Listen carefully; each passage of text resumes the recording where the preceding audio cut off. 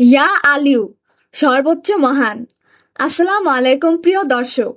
মানুষের জীবনে মর্যাদা ও অবস্থানের গুরুত্ব অপরিসীম। কেউ সমাজে উচ্চ মর্যাদার অধিকারী, কেউ সাধারণ, আবার কেউ বঞ্চিত।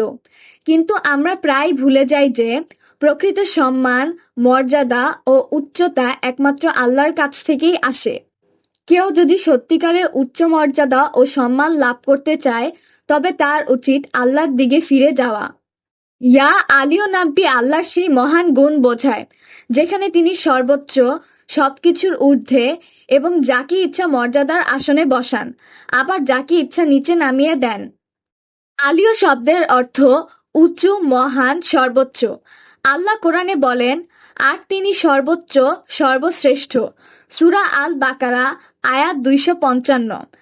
আল্লাহর উচ্চতা কেবল শারীরিক অবস্থানে সীমাবদ্ধ নয়, বরং তিনি সর্বোচ্চ জ্ঞান, শক্তি, মর্যাদা এবং কুদরতের অধিকারী।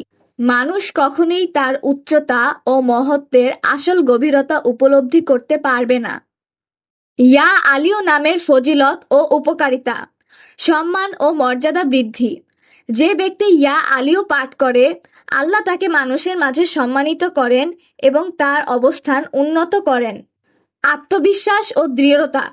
যখন কেউ কষ্টের মধ্যে পড়ে, তখন এই নামটি পাঠ করলে তার হৃদয়ে শক্তি ও দৃঢ়তা আসে, কারণ সে বুঝতে পারে যে আল্লাহর পরিকল্পনা তার জন্য সর্বোত্তম।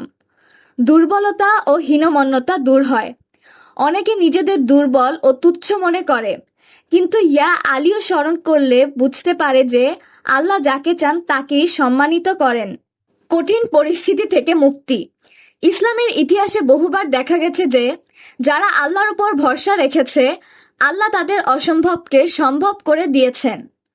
নবী সাল্লাল্লাহু আলাইহি সাল্লাম মক্কায় যখন দাওয়াত দিয়েছিলেন, তখন তাকে অবহেলা করা হতো, অত্যাচার করা হতো, কিন্তু আল্লাহর ইচ্ছায় একসময় তিনি সর্বোচ্চ সম্মানিত হন।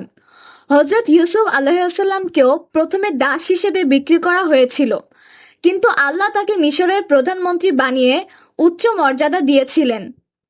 আমাদের উচিত ইয়া আলীও নামটি জিকির করা এবং জীবনের প্রতিটি সফলতার জন্য আল্লাহর শুকরিয়া আদায় করা। প্রকৃত সম্মান ও মর্যাদা একমাত্র আল্লাহর কাছ থেকেই আসে। তাই আমাদের অহংকার না করে আল্লাহর দয়া কামনা করা উচিত। ইয়া আলীও নাম আমাদের শেখায় যে সত্যিকারের সম্মান ও মহত্ব একমাত্র আল্লাহর। আমরা যদি সত্যিকারের মর্যাদা অর্জন করতে চাই, তবে আমাদের উচিত অহংকার থেকে দূরে থাকা, আল্লাহর কাছে প্রার্থনা করা এবং তার দেওয়া পথ অনুসরণ করা। আজ এখানেই শেষ। আল্লাহ হাফেজ। আসসালামু আলাইকুম।